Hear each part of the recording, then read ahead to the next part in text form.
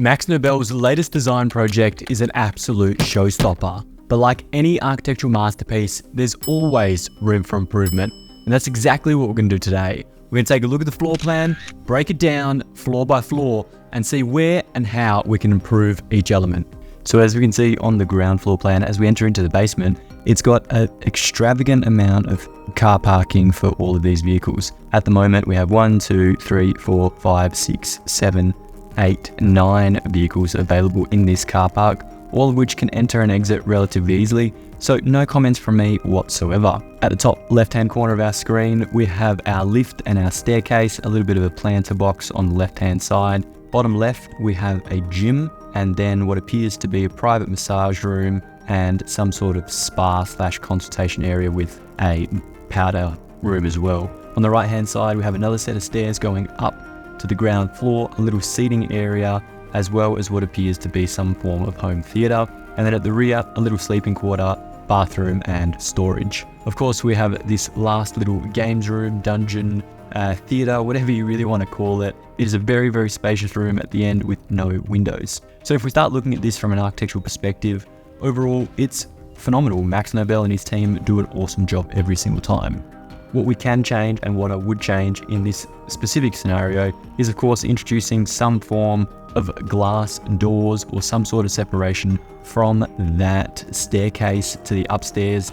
That way, even if you're ultra rich, have hundreds of staff and endless cash at your disposal, at least you can contain the dust and debris that comes along with vehicles away from the main house. So that just sections that area off. The same kind of concept applies to this gym section down the bottom here. Yes, it could be used for additional cars. Yes, it could be used for a turntable. Yes, you could have a showpiece, a Ferrari or something like that. But for the purpose of this, it's been shown as a gym. So what I would have actually have done is introduce a sliding wall all the way across, and then that way that sliding wall could either pocket into the wall itself or be a feature that slides along the surface. And then that way you could have separation from the garage, from your gym, or open it up whenever you needed to, so it was multi-purpose. This section down here in the back, which appears to be some form of informal living, which has two parts, obviously, 2 living areas, so it's quite a large space. The only thing I would have considered was introducing a window somewhere along this section, potentially removing that storage room if it wasn't critical for any reason, so that we could get some extra light into that space. At the moment, the only light is coming through this window at the bottom, and that is a relatively deep room, so it's going to be generally quite dark. Similar to this room here, it could have been a theatre room, and then that would have been absolutely perfect. But if it wasn't a theatre room and it was some form of entertaining area, play area, whatever it was, this appears to be the pool above, and I could be wrong, but if I'm not, then a nice little viewing window right here into the pool would have been exceptional, and it would have just added to that level of luxury in what is already an absolutely incredible home. Otherwise, generally the basement floor is exceptionally well designed, and there's not too many comments further I can make on this. Obviously, we could start chopping and changing and introducing things, but that's not the purposes of this video.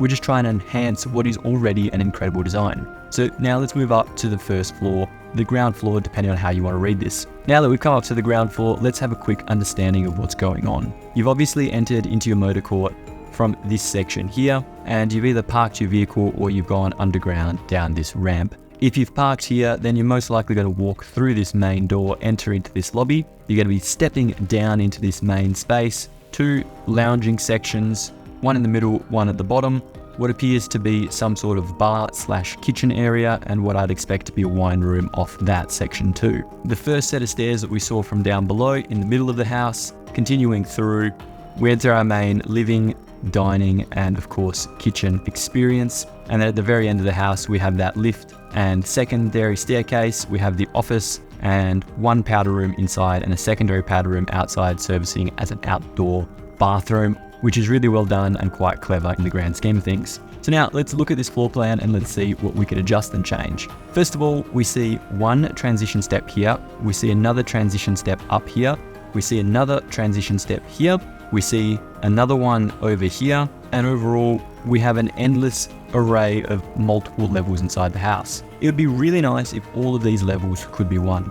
I understand why they did it, to create articulation and architectural space by reducing ceiling heights and compression. But overall, if somebody were to purchase this home, generally speaking, they'd have a lot of money. It's a multi-million dollar home. And people who generally have this much money aren't in their 20s or 30s. They're usually a little bit later in life and they want to live there for an extended period of time, which in my experience at least means level transitions wherever possible. The lift is absolutely critical. It's perfect. It allows anybody of any age to go up and down all floors. Once you're in this lift, then you're constantly bumping up and down these spaces and you can't even get to your own kitchen. So if there was any way to reduce these steps, then that would be my first starting point. Now I did miss this fifth step over here in the bathroom, which is just another tripping hazard in the overall design. If we were able to reduce those steps, it would be absolutely perfect, and that's what I would be looking to do in this scenario.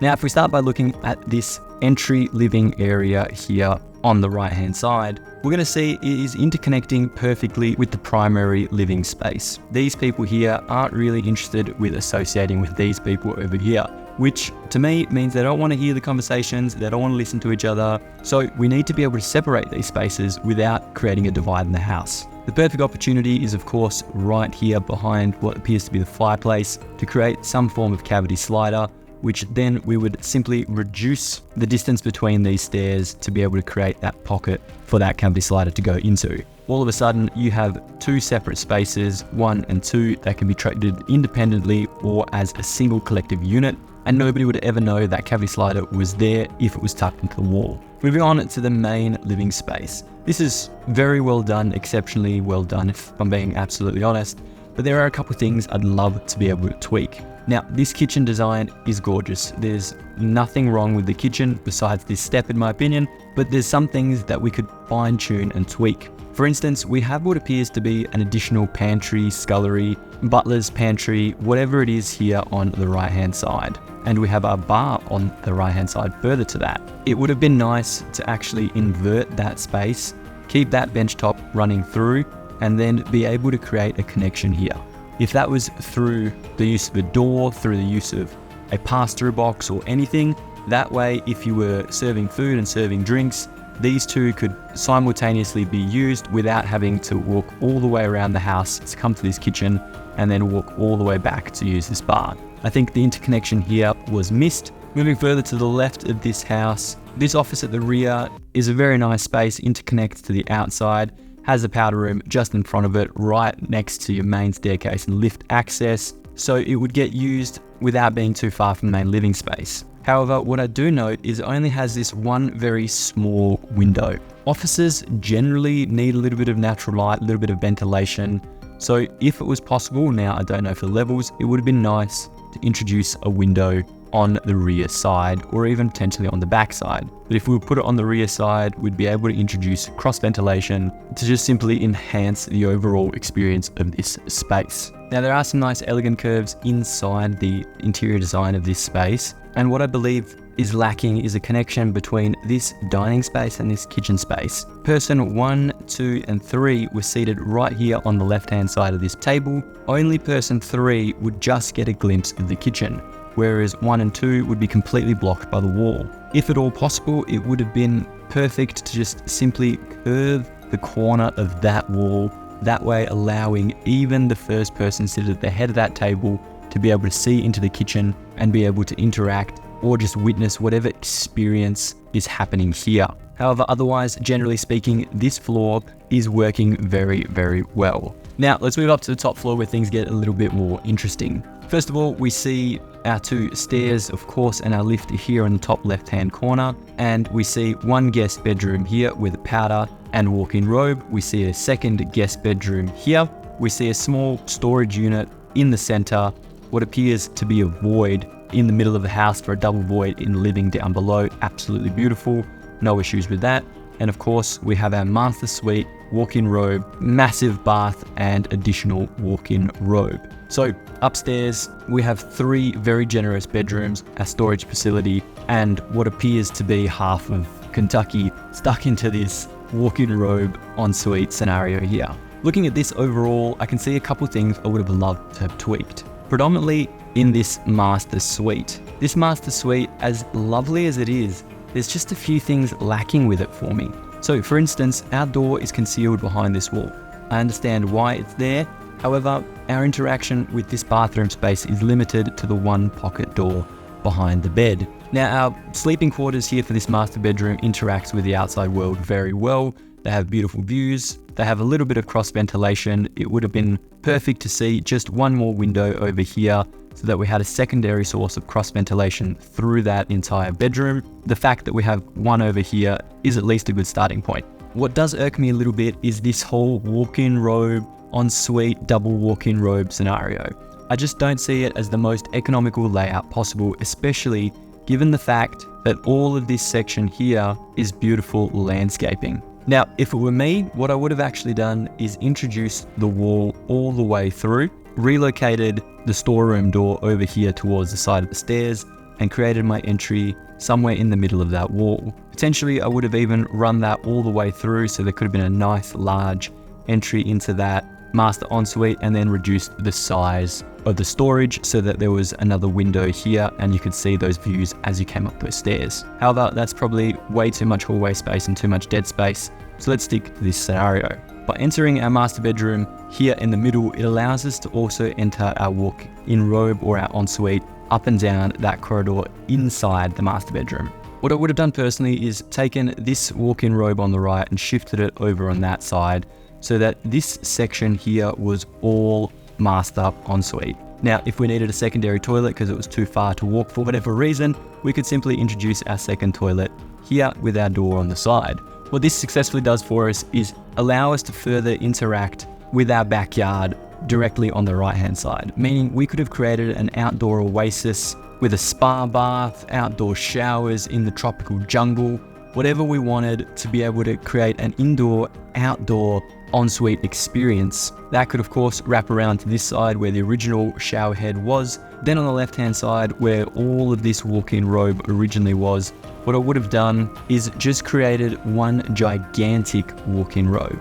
And that walk-in robe could have almost been a store experience. So that way you could enter it as soon as you come in through your master bedroom, you could enter it through the ensuite itself, or you could keep this door on the left-hand side, which is a genius move considering how large that space is. But this walk-in robe could have been designed as exactly that, a store rather than a robe. And with the generous size and length of that, it would have been absolutely perfect. Moving on to the final piece of the puzzle, the two guest bedrooms. Now, I have a lot to say about these guest bedrooms only because there's a few things disconnected. However, without breaking them apart, redesigning the whole thing and understanding the exact requirements and brief, it's near impossible to provide any real true comments. So I'm just going to pick apart a few things that I think could have used a little bit more thought and care. So for instance, this secondary guest suite is really nice. You walk in, you see all the way through, you get this beautiful glimpse of the city, you're walking past this very elegant walk-in robe and straight through to your suite. Awesome, great. It isn't until you start looking at it in detail that you understand a few flaws. First of all, the walk-in robe straight away, fine, no issues with that. However, you've come in to your master suite here where your bedroom is, and you see this elegant, luxurious bathroom, and it has this gorgeous freestanding tub, double vanity, but there's no shower, there's no toilet. That's in a completely separate section. So inside one suite, you have two bathrooms. Now, personally, that just seems like a complete and utter overkill in my opinion. If there was a way to redesign this section, even simply pushing that bathtub forward and introducing a shower over this side and keeping your toilet over here, maybe that would have been better, maybe it wouldn't. But overall, I just feel like this space required a little bit more thought, a little bit more care. The same scenario goes with this secondary guest suite up top. Now, the guest suite door swings out rather than in. Not a huge burden, not a big deal, but obviously entry would have been much nicer to swing inside the bedroom. And then you have this awkward space where your bathroom vanity sink is actually outside of your toilet and shower. Now, I can understand when the toilet is separated from the shower and the hand basin so that one person can use the toilet and one person can wash their hands, but I don't understand the concept of a hand basin outside of a toilet with a shower. So I think personally, this whole section could have done with a redesign, which would have made that a little bit more succinct and a little bit more coherent to the rest of the house. Having said all of that, this house is absolutely incredible. One of my favorites that I've seen to date. And generally speaking, this is all nitpicking. Max Nobel, like I said before, have done an incredible job designing and building this masterpiece. Anyway, that's all from me, team. Thank you so much for watching. I hope you enjoyed the video. If you did, make sure you smash that subscribe button down below. And like always, I'll see you next week.